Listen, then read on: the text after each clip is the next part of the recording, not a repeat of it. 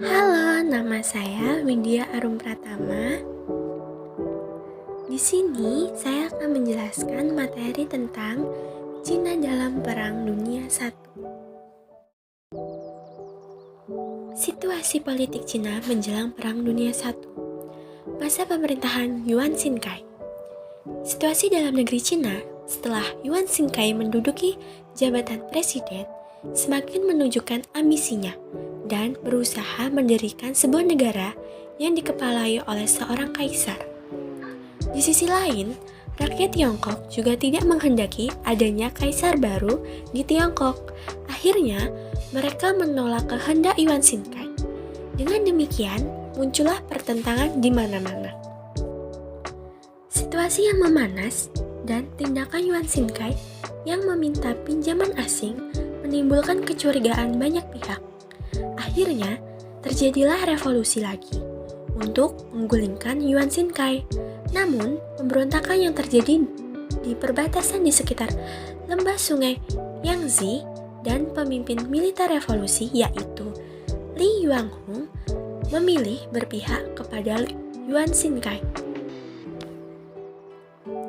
Selama Perang Dunia I berlangsung, Jepang dapat bergerak dengan leluasa di Asia dan khususnya di Cina.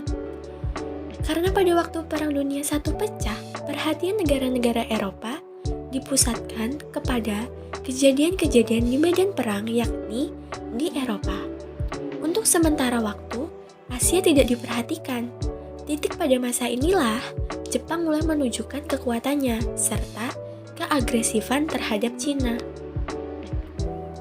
Jepang ikut serta dalam Perang Dunia I dan memihak kepada sekutu.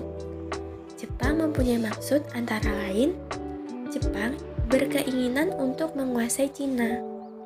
Jepang juga ingin membalas dendam kepada Jerman, yang dulu pernah memprotes penyerahan Semenanjung Liaotung kepada Jepang pada perjanjian Shimonoseki 1895 Masehi. Serta Jepang ingin mendapatkan daerah-daerah bekas kekuasaan Jerman baik di Cina maupun di Pasifik.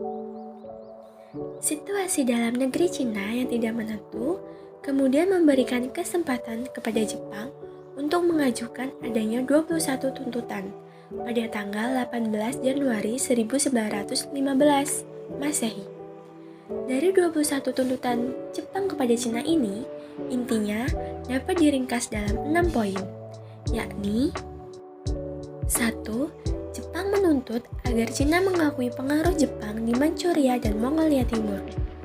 2. Jepang ingin memiliki tambang batu bara dan besi di Cina. 3. Jepang ingin mendapatkan hak-hak istimewa di Cina seperti halnya yang telah dilakukan oleh bangsa-bangsa barat. Dan untuk menjaga keamanan di kota-kota besar, hendaknya orang-orang di Jepang diikut sertakan pula. 4. Cina harus membeli senjata buatan Jepang, dan untuk melatih penggunaannya, maka Jepang bersedia mengirimkan ahli-ahlinya ke Cina. 5. Cina harus menyerahkan Qianzhou dan Senantung kepada Jepang. 6. Cina tidak boleh membuka kota-kota pelabuhan yang sepanjang pantai Cina kepada siapapun kecuali Jepang. Itu tadi penjelasan dari saya mengenai Cina dalam Perang Dunia I. Dan sampai jumpa.